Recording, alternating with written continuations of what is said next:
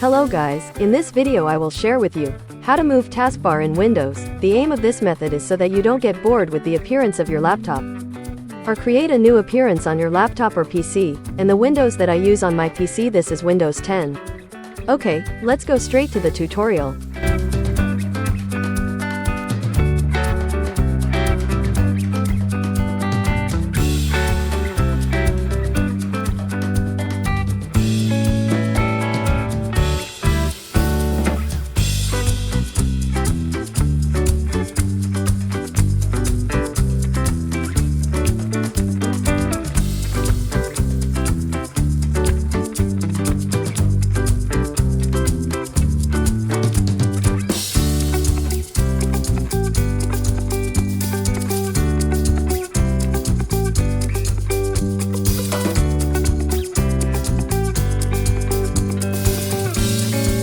To change the position of the taskbar, you can also use the taskbar below. Right-click on the taskbar, then you will be taken to these settings.